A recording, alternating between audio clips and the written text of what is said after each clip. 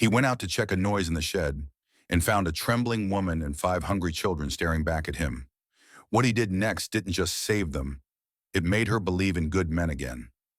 The wind cuts across the Montana territory like a blade through bone. Out here in the shadow of Deadwood Crossing, where civilization ends and the wilderness begins, stands a ranch that time forgot. The Burke homestead sprawls across 200 acres of rolling prairie, but it might as well be a graveyard for all the life it holds. Weston Burke moves through his evening routine like a ghost haunting his own life. At 57, he's weathered and worn, his hands scarred by decades of ranch work, his eyes holding the kind of emptiness that comes from losing everything that matters. The silence of his house presses against him like a physical weight. No laughter echoing from the kitchen, no small feet racing up the stairs, no gentle voice calling him in for supper.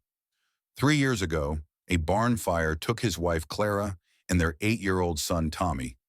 Weston had been in town getting supplies when it happened. By the time he rode home, there was nothing left but ashes and regret.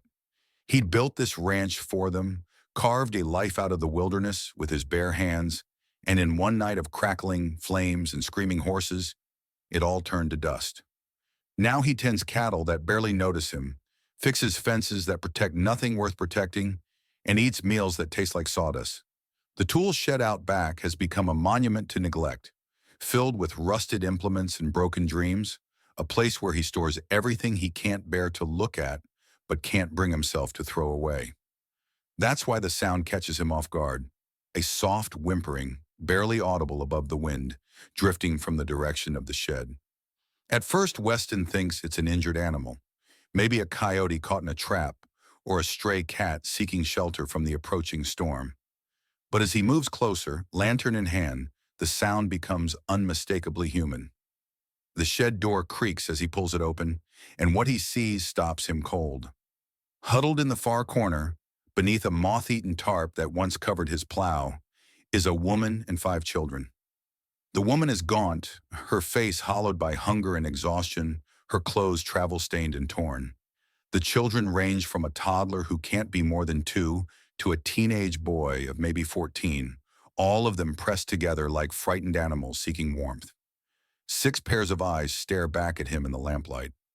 Wide, terrified, desperate. The woman clutches the smallest child to her chest, her body positioned protectively between Weston and the others. For a moment that stretches like eternity. Nobody moves, nobody breathes, nobody speaks. Then the woman's voice breaks the silence, barely above a whisper, thick with tears and terror. "Please don't make us leave. We didn't have anywhere else to go." If this story already has you leaning in, drop a comment. These next chapters will hit you right in the heart.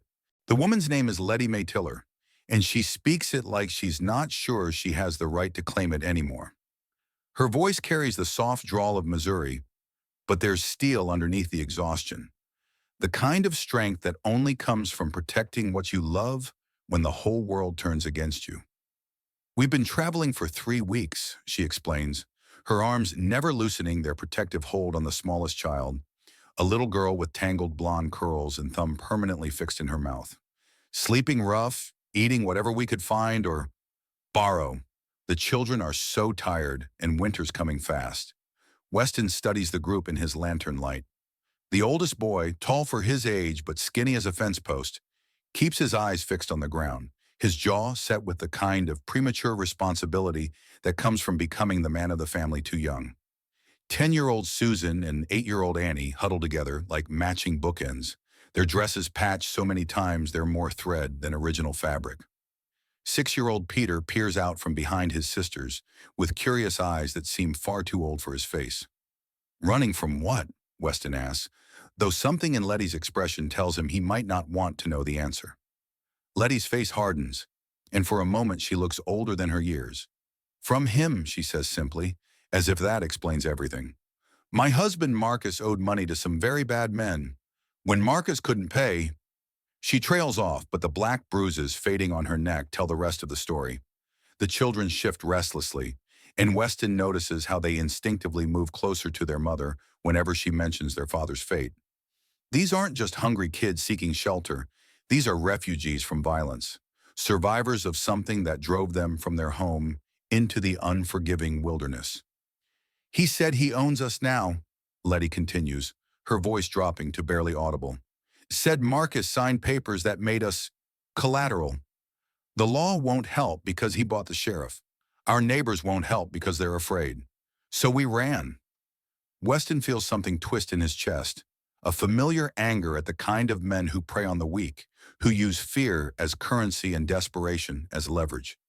He's known such men before, in his previous life, before grief made him retreat from the world.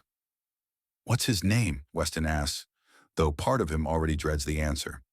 Jarvis Bragg, Letty whispers, and the name hits Weston like a physical blow. Every instinct screams at him to send them away, to avoid the trouble that's clearly following them like a pack of wolves.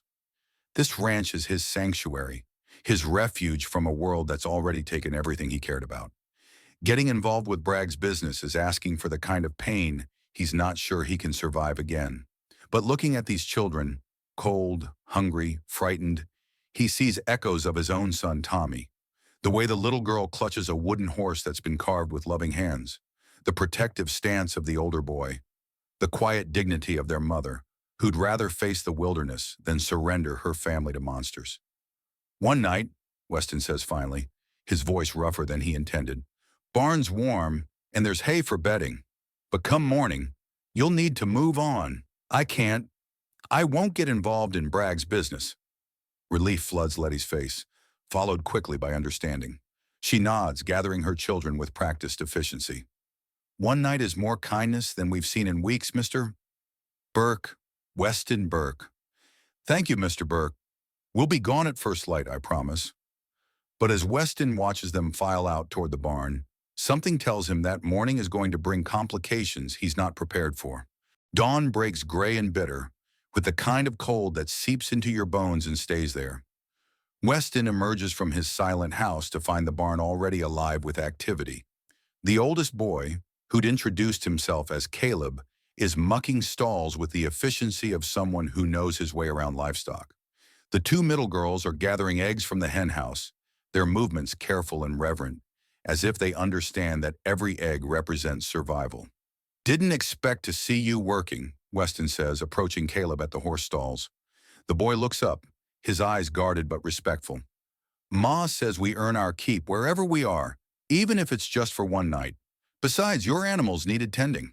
There's something about the way Caleb handles the pitchfork, the gentle authority he shows with the horses, that reminds Weston so sharply of Tommy that he has to look away. His son had possessed that same instinctive understanding of animals, that same quiet competence that seemed far beyond his years. Breakfast happens around Weston's kitchen table, the first time that room has held laughter in 3 years. The children eat with the focused intensity of those who've known real hunger, but they're polite about it, saying please and thank you, and not taking more than their fair share. Caleb helps serve his younger siblings, Susan, Annie, Peter, and little Mary, while Letty watches them with fierce pride, her own plate barely touched as she ensures her children eat first. You've raised them well, Weston observes, and Letty's face softens. Marcus and we always said children should know how to work, how to contribute. Never figured they'd need those lessons just to survive. The youngest, little Mary, has found Tommy's old wooden horse among the toys Weston never had the heart to pack away. She cradles it like precious treasure, whispering to it in the universal language of children who turn everything into a friend. Was this your boy's? Letty asked gently, nodding toward the toy. Weston's throat tightens. Tommy, he and my wife died 3 years ago. Barn fire. Understanding passes between them. The recognition of shared loss, of lives shattered by circumstances beyond their control. Letty reaches across the table and briefly covers his weathered hand with her own. I'm sorry, she says simply, and somehow those 2 words carry more comfort than all the empty condolences he'd received from well-meaning neighbors. That's when Letty tells him the rest of her story, how Jarvis Bragg had arrived at their Missouri farm with a gang of riders, claiming Marcus owed not just money but interest that had grown to impossible proportions, how her husband had tried to negotiate, to find some way to keep his family safe, How Bragg had smiled that cold, calculating smile and put a bullet in Marcus's chest, right there in front of the children. He said we belong to him now, Letty whispers, her voice breaking. Said he'd give us a week to grieve, then he'd come collect what was owed. Said the children would work his ranch until the debt was paid, and I'd... She can't finish the sentence, but Weston understands. We left that night, Caleb adds, his young voice hard with premature hatred. Took what we could carry and started running. Been 3 weeks now, sleeping in abandoned barns, begging for scraps in towns that won't let us stay. The name Jarvis Bragg churns in Weston's memory like acid. He knows that name, knows the man behind it, a ruthless land grabber who'd been expanding his empire through fear and violence for the better part of a decade. More personally, he knows Bragg as the man who'd ridden with the gang that torched his barn, killing Clara and Tommy in a dispute over water rights that Weston had ultimately won in court. The irony is bitter as poison. The family he'd failed to save and the family now seeking his protection are connected by the same monster. Looking at these children, at Mary clutching Tommy's horse, at Caleb's determined shoulders, at the way they all cluster around their mother with absolute trust, Weston feels something stirring in his chest that he'd thought was dead forever. A sense of purpose, of responsibility, of having something worth protecting again. The storm clouds gathering on the horizon seem less threatening now, and more like an opportunity. The blizzard hits just after noon, rolling across the prairie like a white wall of fury. What had started as light flurries becomes a full-scale assault of wind and snow that reduces visibility to mere yards and drops the temperature to bone-numbing cold. Any plans for the Tiller family to move on become impossible, even if Weston was heartless enough to send them out in this weather, which he's discovering he's not. Looks like you're stuck for a while, he tells Letty as they watch the storm from the kitchen window. The children are scattered around the warm room, the girls helping with mending, Caleb reading an old farming almanac, little Mary still clutching Tommy's wooden horse. I'm sorry, Letty says automatically, the reflex of someone who's learned to apologize for existing. We don't want to be a burden. You're not, Weston realizes, and the truth of it surprises him. For the first time in 3 years, his house feels alive. The sounds of children's voices, the rustle of activity, the sense of purpose that comes from having people to care for. It's awakening something in him that he'd buried along with his family. As the storm rages outside, Weston finds himself teaching the children things he'd once taught Tommy. How to split kindling with proper technique. How to read the behavior of animals to predict weather changes. How to bank a fire so it burns steady through the night. Caleb absorbs every lesson with hungry attention, while the younger children treat each new skill like a game. You're a natural teacher, Letty observes, watching him show 6-year-old Peter how to properly hold an axe handle. Used to teach Tommy these things, Weston admits. Figured every boy should know how to take care of himself, take care of others. That evening, as the wind howls like a living thing around the house, they gather around the fireplace. The children huddle together on the old rug that Clara had braided years ago, Caleb reading quietly, Susan and Annie playing with corn-husk dolls, Peter whittling a stick with careful concentration, little Mary already fast asleep against Letty's shoulder. Weston tells stories about the early days of the ranch, about building a life from nothing but hope and stubbornness. Mary falls asleep in his lap, still clutching the wooden horse, and Weston is struck by how right it feels. The weight of a child trusting him completely, the simple intimacy of being needed. When Letty reaches over to take her daughter, their hands brush, and something passes between them that neither acknowledges but both feel. Later, after the children are bedded down in the warm barn, Letty and Weston sit by the dying fire, sharing coffee in comfortable silence. They like you, she says quietly. The children. They haven't trusted an adult man since Marcus died, but they see something in you. What do they see? Weston asks, genuinely curious. Safety, strength, the kind of man who builds things instead of tearing them down. She pauses, studying his face in the firelight. The kind of man who'd teach a boy to carve a horse out of wood with perfect attention to detail. Weston looks at the wooden toy, now sitting on the mantel where he'd placed it after Mary fell asleep. Tommy loved horses. Said he was going to have a whole herd someday, run wild across the prairie. He sounds like he was a wonderful boy. He was. The words come easier now, without the crushing weight of guilt that usually accompanies memories of his son. Clara used to say he had my hands but her heart, could build anything, but cried over injured birds.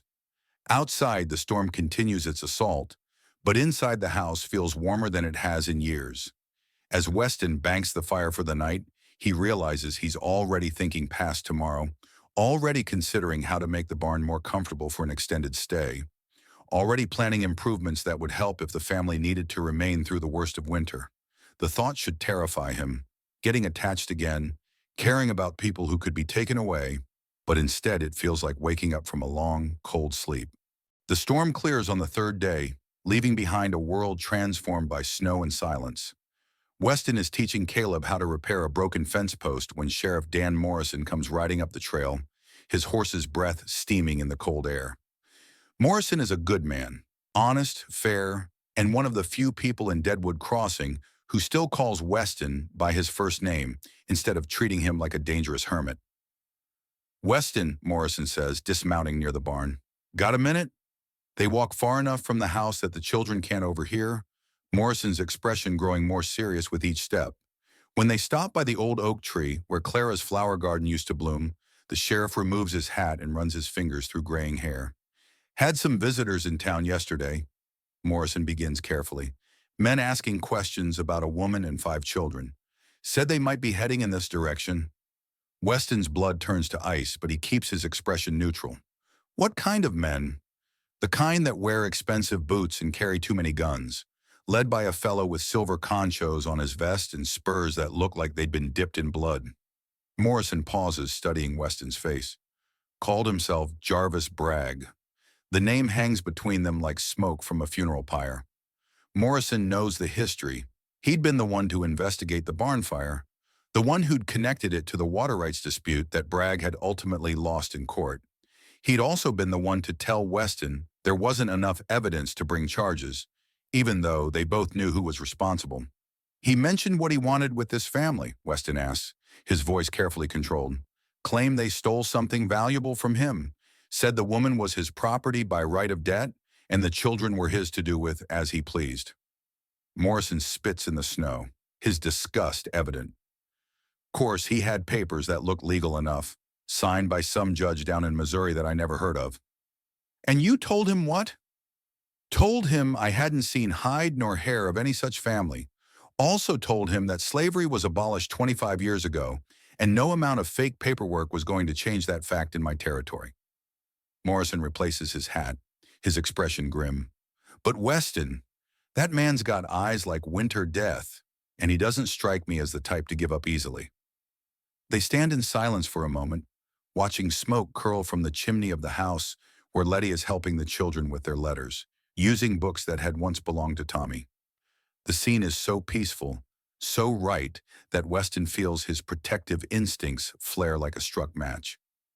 "He's staying at the Grand Hotel," Morrison continues, "him and 6 men who look like they have killed before and wouldn't mind doing it again. They're asking around, showing sketches of the woman and kids, offering money for information. Anyone talking? Not yet, but you know how it is.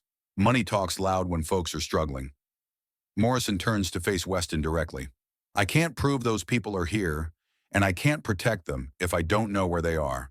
But if someone was sheltering a family from a man like Bragg, I'd tell them to be very, very careful." After Morrison rides away, Weston returns to the house to find Letty helping 8-year-old Susan with her sums, while Mary plays at her feet with a collection of carved animals that Weston had found in Tommy's old toy chest. The domestic scene should be comforting, but now it feels fragile, threatened, like ice that could shatter at the first wrong step. That evening, after the children are asleep, Weston tells Letty about Morrison's visit. He watches the color drain from her face, sees her hands tremble as she sets down her mending. "He's found us," she whispers. "I knew this was too good to last, too safe, too normal." "He hasn't found you yet," Weston corrects, "and if I have anything to say about it, he won't." Letty looks at him with something that might be hope. if hope weren't such a dangerous thing for someone who's lost everything once already. Mr. Burke, you don't understand what kind of man Jarvis Bragg is. He doesn't just take what he wants. He destroys everything around it first. If he thinks you're helping us, then he'll learn that some things are worth the risk, Weston says quietly. Outside, the wind picks up, rattling the windows like fingers testing for weakness. But inside, by the warmth of the fire, Weston makes a decision that will change all their lives forever. That night, after Letty and the children are settled in the barn, Weston makes his way to the back of his property where the old root cellar lies hidden beneath years of overgrown weeds and deliberate neglect. The wooden doors groan as he pulls them open, revealing stone steps that descend into darkness, thick with the smell of earth and secrets.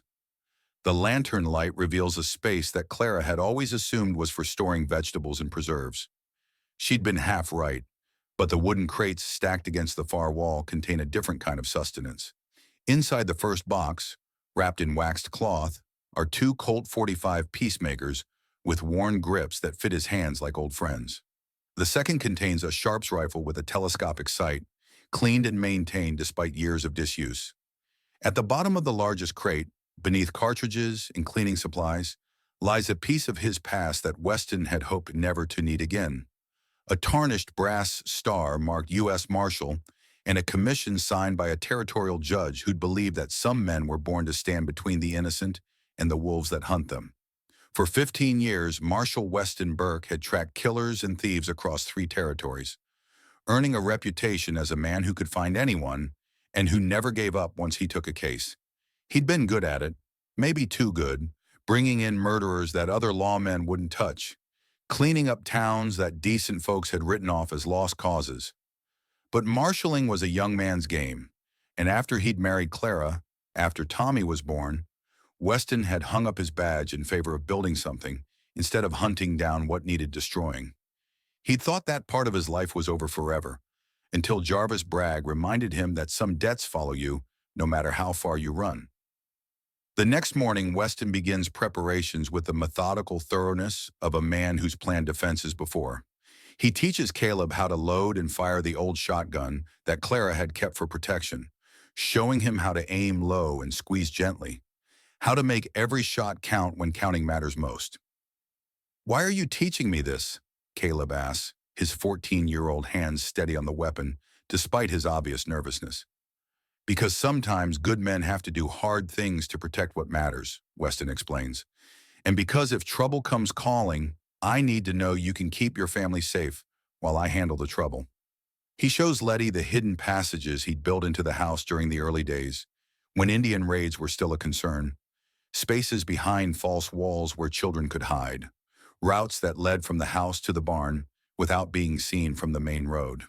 She learns quickly, her mother's instincts sharp and focused when her children's safety is at stake. "You've done this before," she observes, watching him check sightlines from the house windows, noting which approach routes offer cover and which leave attackers exposed. "Different life," Weston says simply.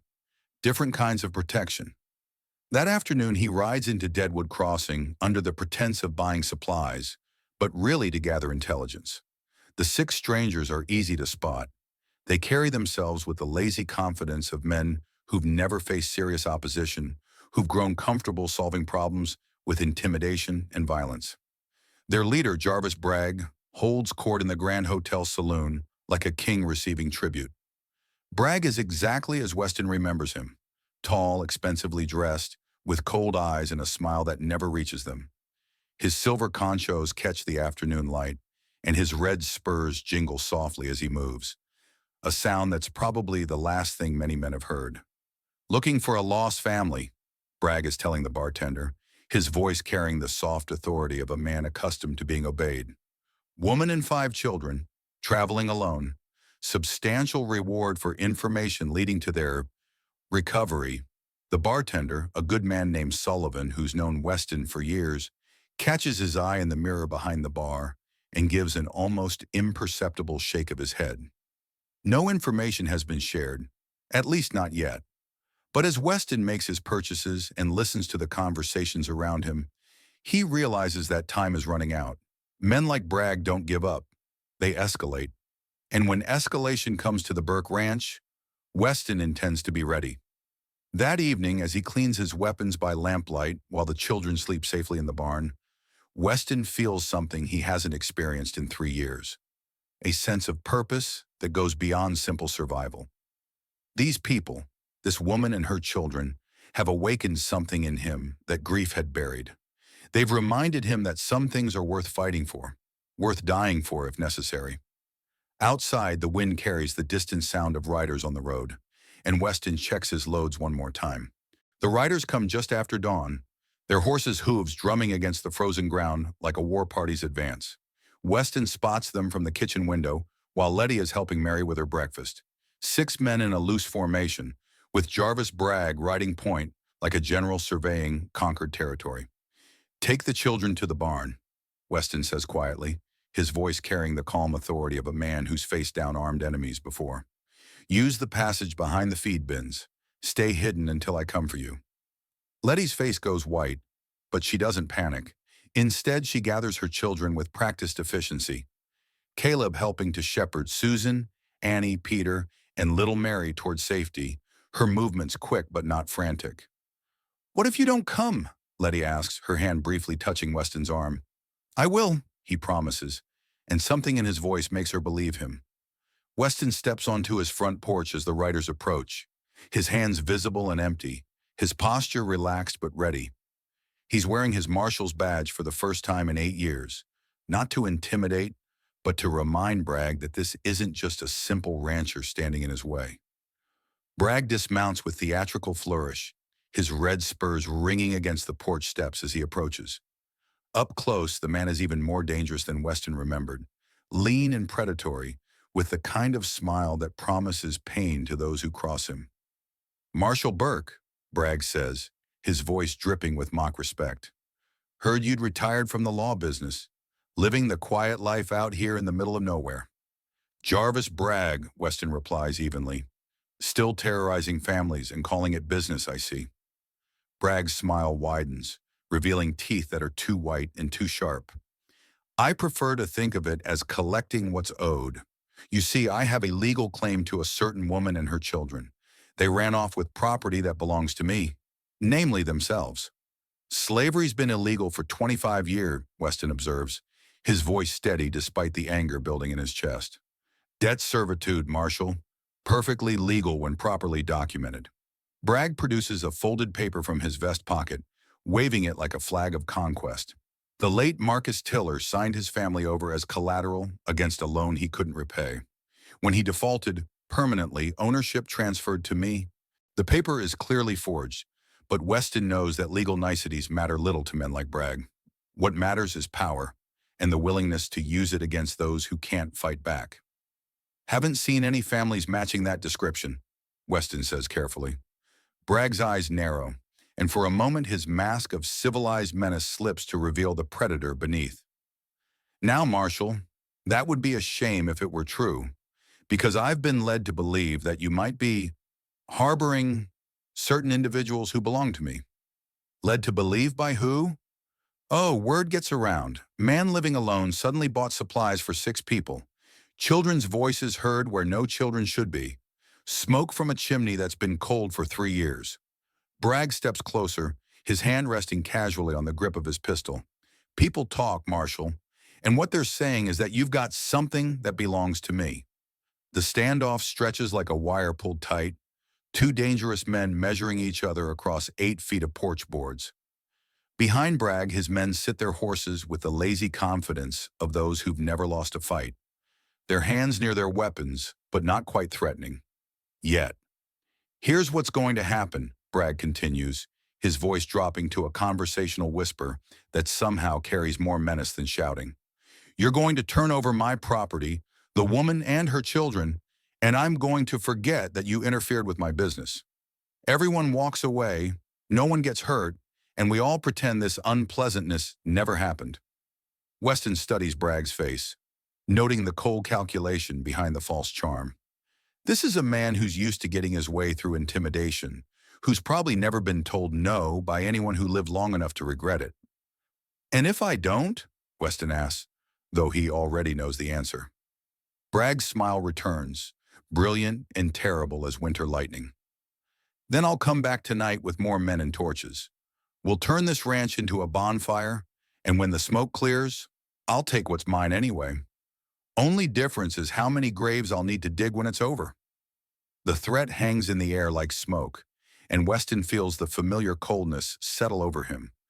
The emotional distance that had made him such an effective marshal, the ability to calculate odds and consequences without letting fear cloud his judgment.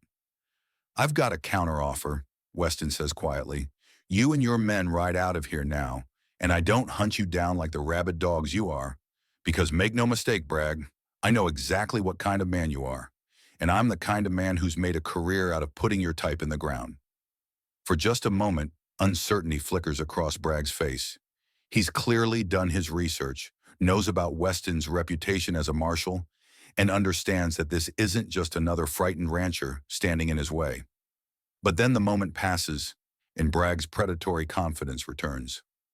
You've been out of the game too long, old man. The Burke I knew would have shot first and talked later. This version, living quiet, playing house with stolen property, that's not the marshal who used to scare men like me. Bragg remounts his horse with fluid grace, settling into his saddle like a man born to violence. Sunset, Marshal. That's when we come back. And when we do, we won't be coming to talk.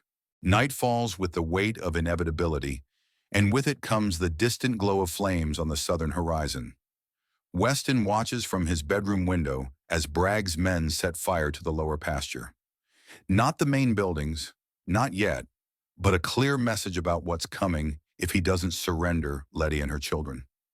They're testing us, Caleb observes, standing beside him with the old shotgun cradled in his arms like a seasoned soldier. The boy has grown up fast over the past few days, his childhood innocence burned away by necessity and fear. Testing what? Letty asked from the doorway, her voice tight with barely controlled terror. Our resolve, Weston explains, checking the loads in his peacemaker one more time. Bragg wants to see if we'll panic, if we'll make a run for it, or try to negotiate. He's counting on us being scared enough to make mistakes. Outside, the flames dance against the night sky, like demons celebrating an early victory. The fire isn't large enough to threaten the main buildings, but it's eating up good grassland that cattle will need come spring.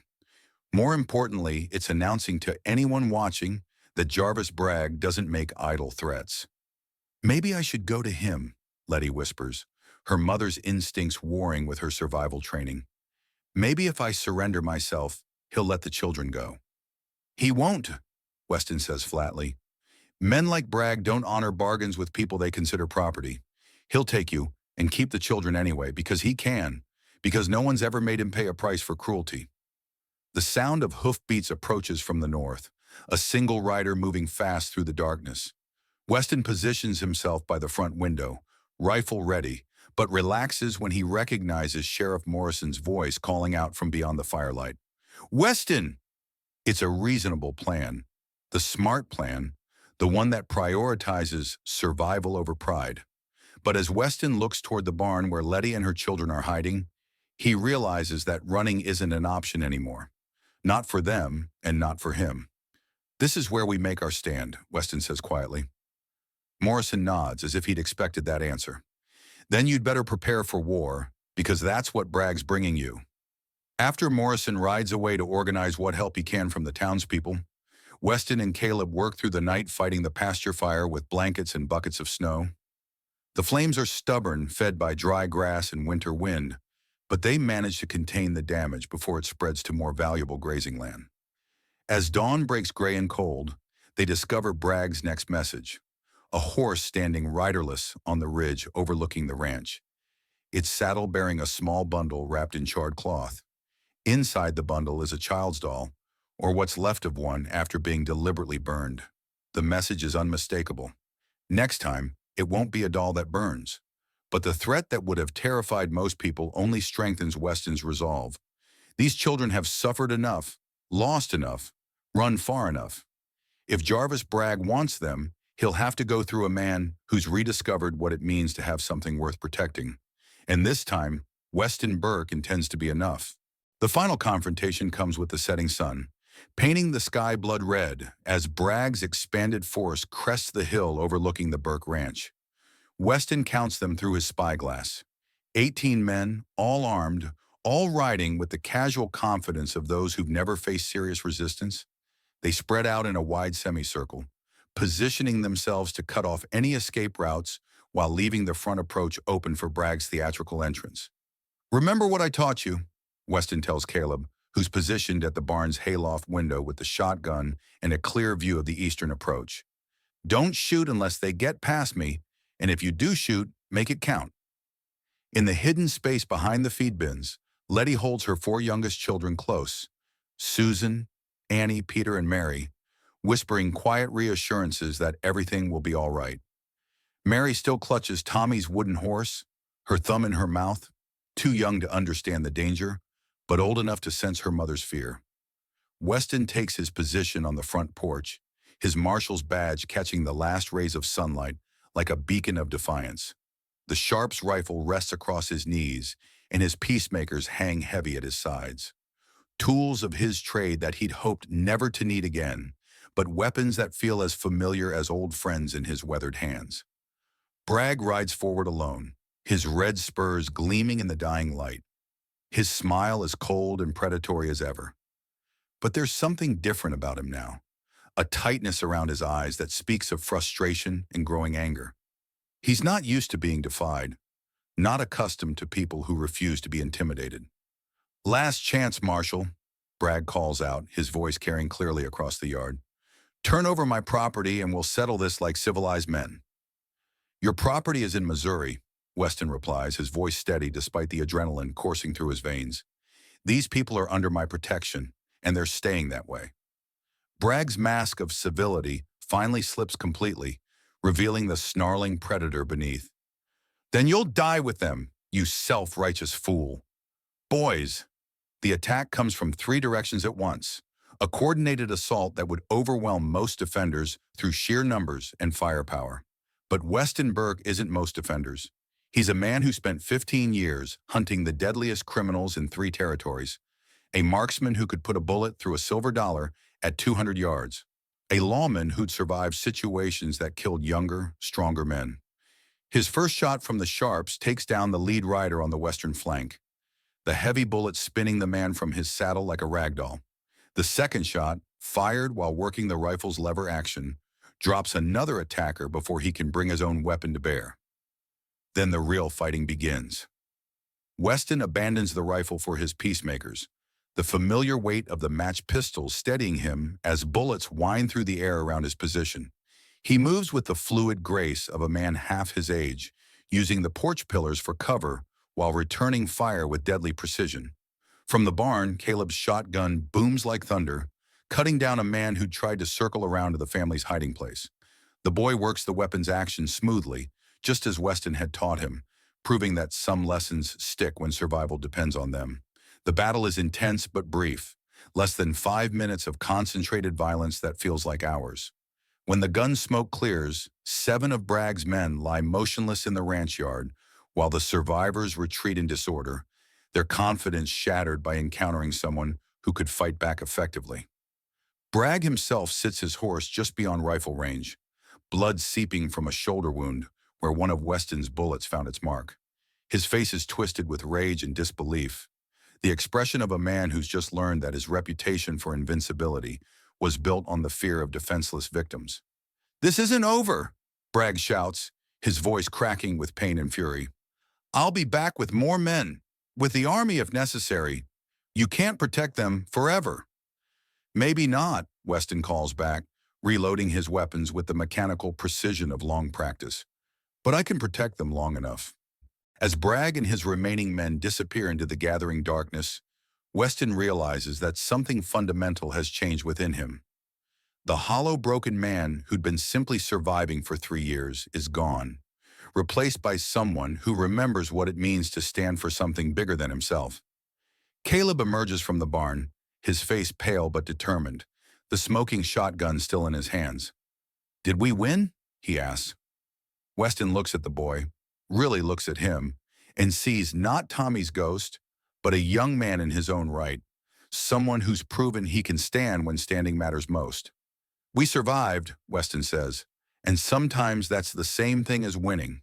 Spring comes to the Burke Ranch with a promise of renewal that goes deeper than the changing seasons. The snow melts to reveal earth scarred by the winter's violence, bullet holes in the barn walls, blackened patches where Bragg's fires burned the pasture, graves behind the house where 7 men who chose violence found their permanent rest. But there are other changes too, better ones. The vegetable garden that Letty planted stretches across what used to be Clara's flower beds, rows of green shoots reaching toward a sun that feels warmer than it has in years. The children's laughter echoes from the barn where they help with morning chores, their voices filling spaces that had been silent for too long. Weston stands on his front porch with his morning coffee, watching Caleb teach young Peter how to properly curry a horse, while Susan and Annie gather eggs from hens that finally seem to be laying regularly again. The domestic scene should be ordinary, but to a man who'd forgotten what family feels like, it's nothing short of miraculous. Hard to believe it's only been 2 months, Letty says, joining him on the porch with her own cup of coffee and a smile that's become as familiar as sunrise. Feels like a lifetime, Weston agrees, and he means it. The hollow, grieving man who'd been haunting this ranch for 3 years seems like a stranger now, replaced by someone who's remembered what it means to have purpose beyond mere survival. The legal proceedings had been surprisingly simple once Sheriff Morrison got involved. Bragg's forged documents fell apart under scrutiny from a territorial judge who took a dim view of men who terrorized families and burned other people's property. The surviving members of his gang had been arrested and charged with everything from arson to attempted murder, while Bragg himself was facing a long prison sentence, assuming he survived his wounds and the manhunt that Morrison had organized. More importantly, the county clerk had been happy to process the adoption papers that would make Letty and her children official members of the Burke family. Not through marriage, that was a possibility they were still exploring carefully, respectfully, but through the kind of chosen family bond that sometimes proves stronger than blood. Gramps Weston, Mary calls from the chicken coop, the title she'd bestowed upon him settling into place as naturally as if he'd been earning it all her life. She comes running toward the porch with Tommy's wooden horse clutched in one hand and a real egg, her first successful gathering, held carefully in the other. "Look what I found," she announces proudly, holding up the egg like treasure. "That's fine work," Weston tells her solemnly, accepting the egg with the gravity it deserves. "Looks like we'll have a good breakfast this morning." Caleb approaches from the barn, no longer the frightened boy who'd hidden in the shed, but a young man who's learned that courage isn't the absence of fear.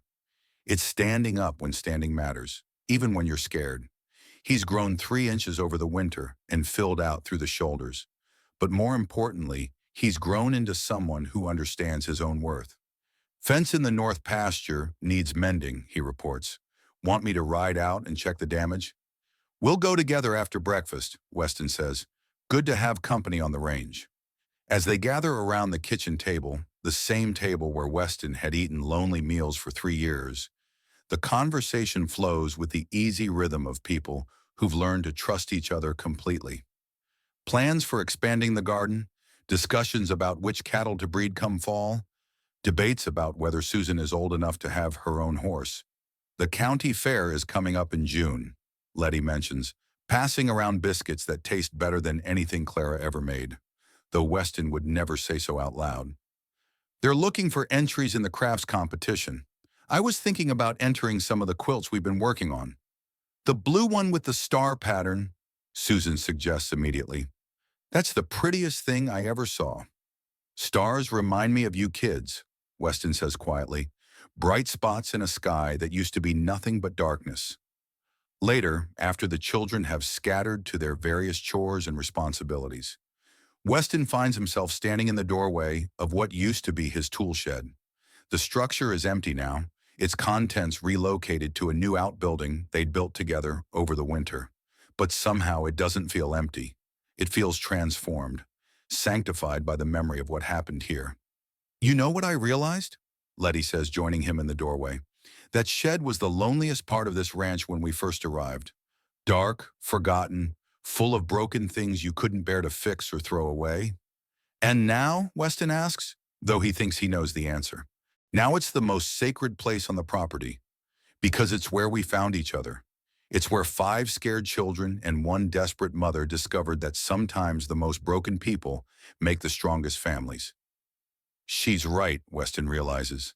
The shed that had once been a monument to his grief has become something else entirely. A reminder that redemption can come from the most unexpected places, that families can be built from choice rather than chance, that sometimes the people who need saving end up being the ones who do the saving.